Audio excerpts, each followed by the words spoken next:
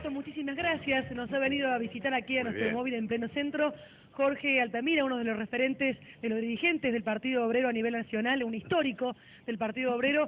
Ha venido aquí, en realidad vino a Córdoba en la jornada de ayer porque los legisladores tomaban juramento y uno de ellos fue la rotación. Algo muy particular que tiene el partido es la rotación de banca entre los legisladores. Ayer asumió una legisladora muy joven, de 26 años. Bueno, Jorge ha tenido la deferencia de venir a Córdoba y se encontró con la posibilidad de estos jóvenes que vienen en los partidos, pujante y con ideologías, bueno, muy fuertes, ¿no? Con la bandera del partido Obrero. Sí, con el Frente de Izquierda. La compañera Cintia Frencia hizo un muy buen debut. Me emocionó mucho su forma de jurar porque defendió los ideales del Frente de Izquierda y del Partido Obrero en su juramento e inmediatamente entró en funciones porque entró a debatir el presupuesto de la provincia y le hizo una crítica muy aguda. Es decir que eso ha sido, digamos, un gran comienzo y al mismo tiempo en el marco de una crisis que vive la provincia extremadamente seria, tenemos a la compañera como diputada. Y alguien comentaba, Carolina, antes de que comenzáramos esta entrevista, que era la primera diputada que de la legislatura de Córdoba que había nacido del 83 en adelante. ¿No es cierto? Una circunstancia muy interesante que revela el ascenso de la juventud, políticamente hablando, en el seno del Partido Obrero. Lagarto, sí. Altamira lo escucha. Sí, ¿cómo le va, Altamira? El gusto de saludarlo. Igualmente, ¿qué tal, Lagarto? Muy bien, muy bien. En realidad nos interesa ver de qué manera usted interpreta todo lo que nos está pasando.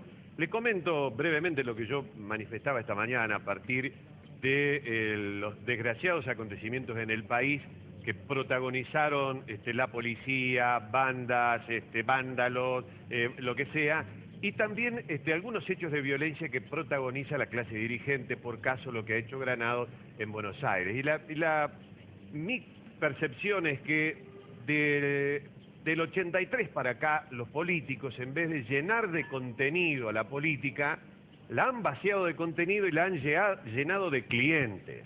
Y bueno, y acá tenemos las pruebas, es decir, una clase política seguida por sus clientes, vaciado totalmente de contenido del sistema, y acá andamos navegando. Esa es la sensación que me dio a mí después de ver todo lo que vimos y seguramente de lo que vendrá. No sé cómo lo veo. Bueno, usted. yo comparto su opinión, simplemente añadir cosas que tienen que ver con esto que usted está diciendo.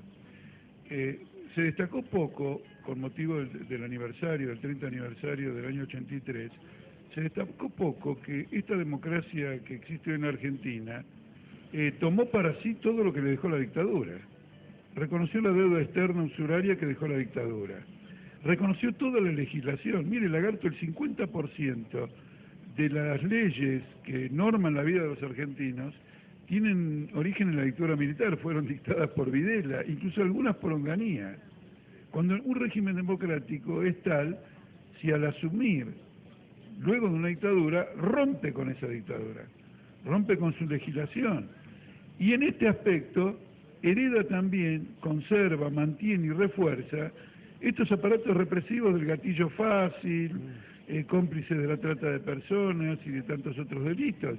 Y cuando digo que la refuerza, es porque el gatillo fácil es la etapa final de una orientación política que se le da a la policía de cachar jóvenes, de detenerlos por cualquier tipo de motivo, en una palabra, de aplicar un código convencional que es el estatuto de la represión en la vida cotidiana.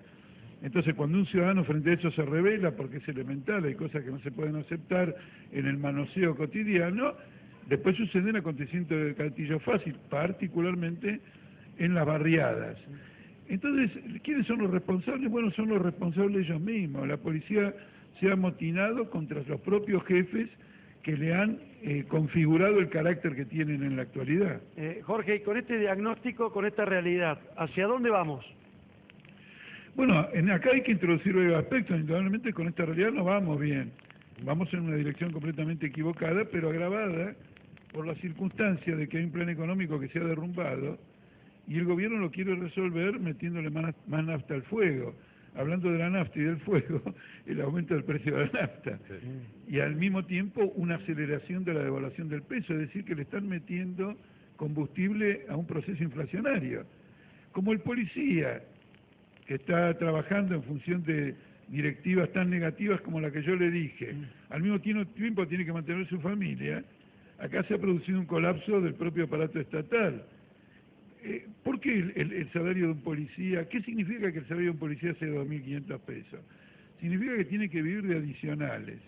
Los adicionales son arreglos de la policía con sectores privados para distintos procedimientos de protección, vigilancia. Usted está privatizando la policía. Y significa que tiene que poner a prueba su honestidad permanentemente. ¿También? Permanentemente, y además tiene adicionales el que le cae bien al jefe.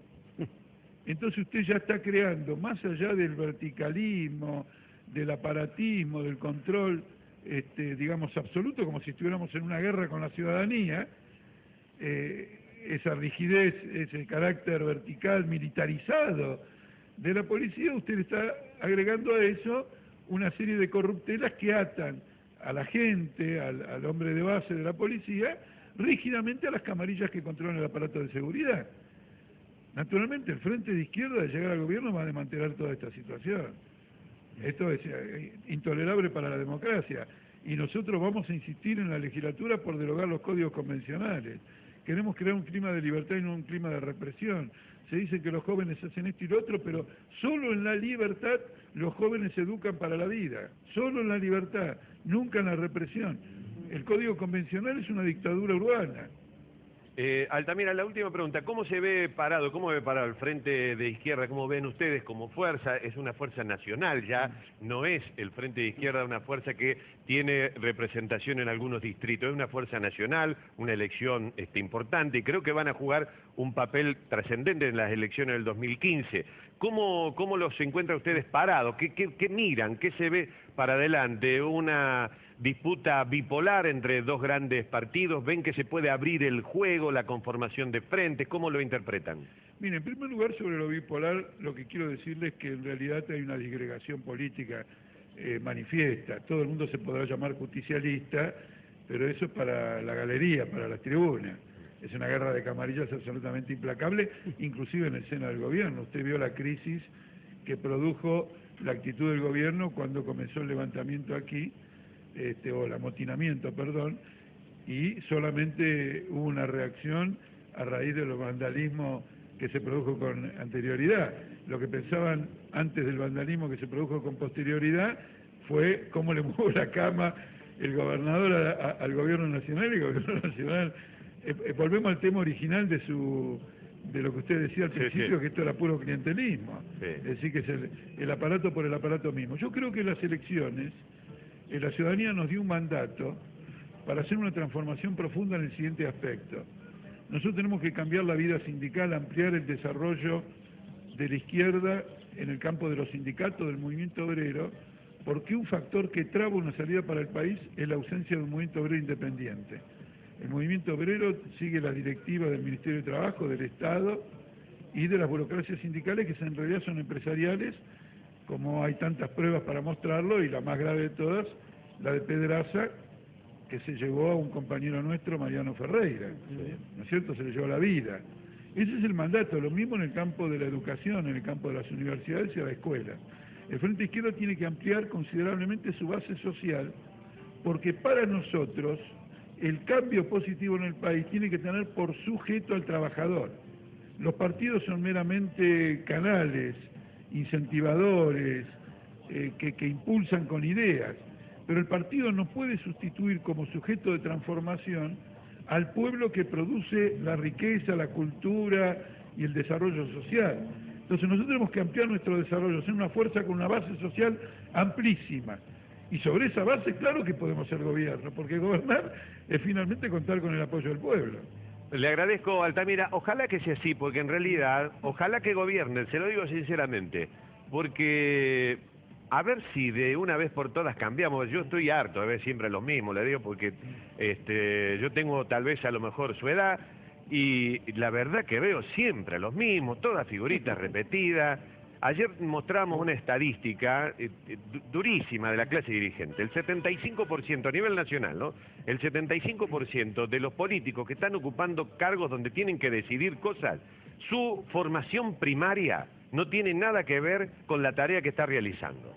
Es decir, hay ministros de medicina que no saben de medicina, hay ministros de agricultura que no están formados para agricultura, hay ministros de defensa que no han hecho ni un curso, ni han ido a una armería. Por ejemplo, Como si todos supieran de todo. Como si todos supieran de todo. Y yo la verdad que estoy cansado de ver esa figura. Ojalá que les dé la oportunidad a la gente. Mire, Lagarto, qué curioso, porque cuando nos critican y nos confrontan, dicen, pero ustedes no tienen capacidad de gestión.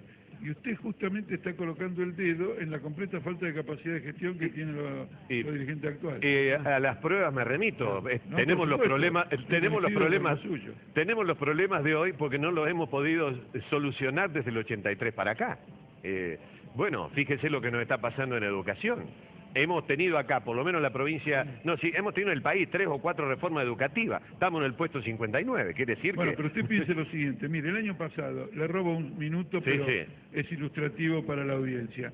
El año pasado el gobernador Scioli creó toda una crisis en el país porque decía que no le podía pagar el medio aguinaldo que corresponde pagarle a los docentes, y se lo desdobló.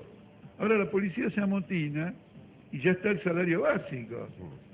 Entonces quiere decir que se tienen que amotinar los docentes, se tienen que amotinar los empleados públicos, que a diferencia de la policía, que ya le digo, fíjese lo que está pasando en Tucumán, hay una movilización popular intensísima contra la policía y contra el gobierno que armó esta policía, y la policía se enfrentó al gobierno. Pero la población supo distinguir que no había un enfrentamiento, sino que unos eran encubridores de los otros.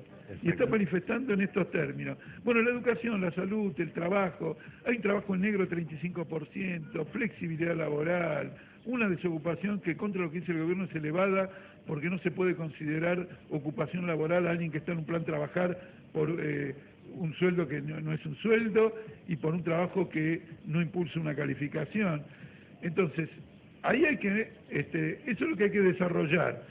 Y sin embargo, para la docencia, ya le digo, pagar el medio aguinaldo, armar una crisis política. Nosotros sostenemos que ahora los trabajadores tienen que pedir los mismos 8.500 pesos que ha conseguido la policía porque casualmente es el costo de una canasta familiar. Muchas gracias, Altamira, muy amable. Chao, hasta luego. Chao, hasta luego, hasta luego. Bueno, muy bien, 11:19, interesante. Muy interesante. Digamos, es una fuerza distinta y nadie puede discutir nada de Altamira, ¿no? Digamos. Siempre ha mantenido la misma Por supuesto, línea, el tipo coherente. está parado ahí. Y ha estado, yo lo conozco de toda la vida, ha estado parado ahí. Siempre con la misma bandera. Está parado ahí. Podés estar de acuerdo, Sí. no te puede gustar, te puede caer más simpático, menos simpático, pero el tipo está parado ahí. Su fuerza ha estado parada ahí. Sí, y ha ido Y- creciendo, Se y va ha ido creciendo. creciendo, claro. Y bueno, me parece interesante que por lo menos comencemos a visualizar este tipo de cosas. Por lo menos visualizarla, que si no por algo vamos a empezar.